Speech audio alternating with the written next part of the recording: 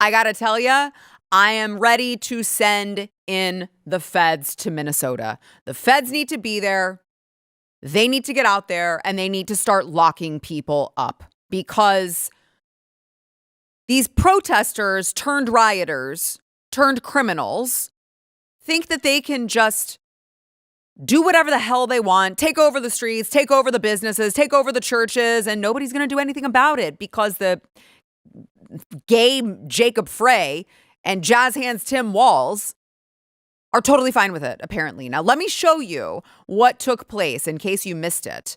There was a group of protesters that stormed a church, and Don Lemon, of all people, power bottom Don Lemon, decided to go in there with them, lead the charge, and these poor people who are just trying to worship God are now under siege.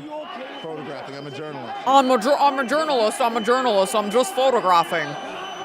There's nothing in the Constitution that tells you Why would you what time you can protest. You can protest at any Why time. would you That's the do whole this? point of it, is to disrupt. Why would you do and this? make people uncomfortable. These people have That is nothing what to do this country is with about. ICE.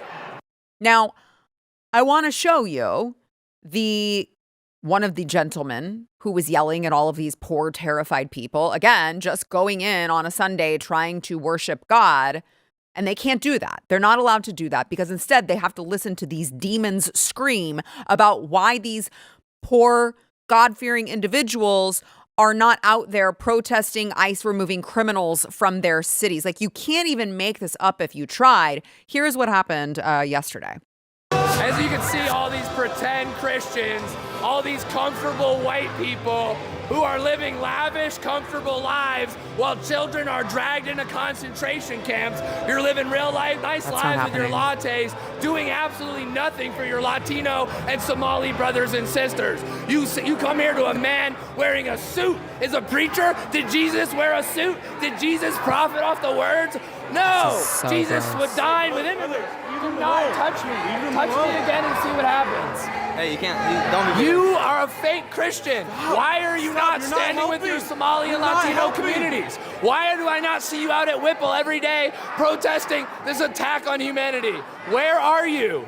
You're sinners. You're pretending to be Christians. But we know you live an easy life, don't you? A very easy life. I can while smell people are this guy starving. from here, actually. Shame. Like, you see him, Steven, you see him and you automatically know what he smells like. It's not good, by the way. It's not good. So, Don Lemon, you may have heard him in the video that I played earlier. Don Lemon is with these people. He's antagonizing them. And he goes right up to the preacher. And despite being asked to leave, he just continues antagonizing these poor Christians just trying to worship. We asked them to leave, and they obviously have not left. So, What do you think of this? I mean, this is unacceptable. It's shameful. It's shameful to interrupt a public gathering of Christians in worship. So, But there were folks who will that's what, I have to take care of my flock. And Okay, my but listen, family. we live in there's a constitution in the First Amendment to freedom of speech and freedom to assemble and protest. Right. We're here to worship. We're here to worship Jesus because that's the hope In a of private the city. establishment, Don. That's the hope Right. of the world is Jesus Christ. I want to be very respectful. Please don't push me, though. We're here to worship Jesus. Yes. That's why we're here. Okay. That's why we're here.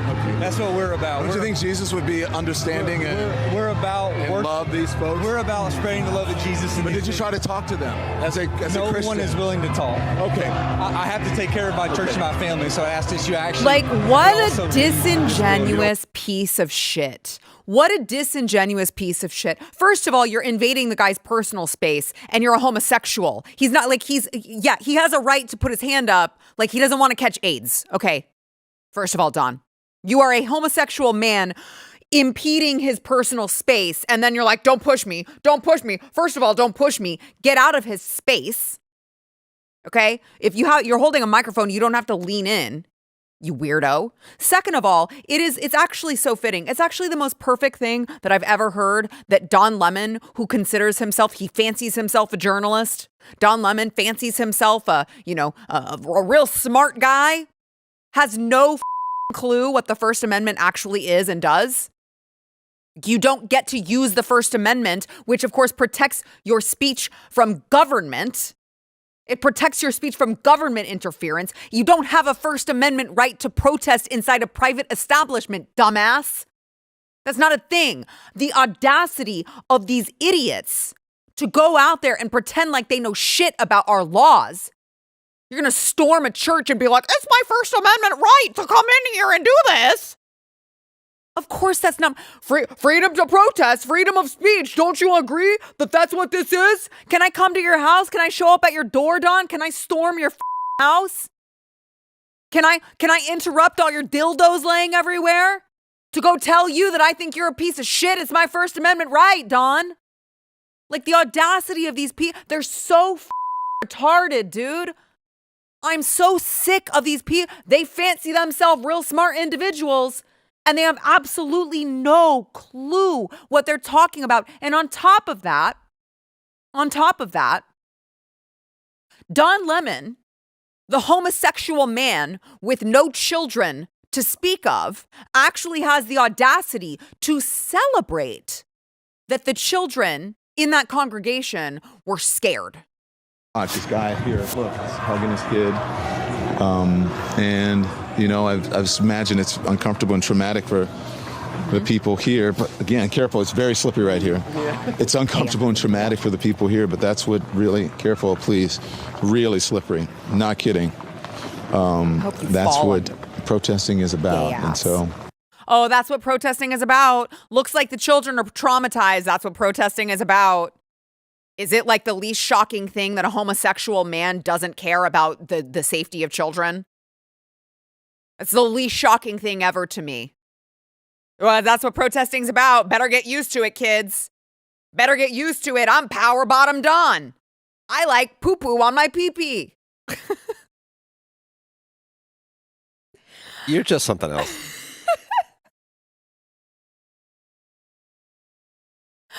It's just like I have to laugh so I don't cry.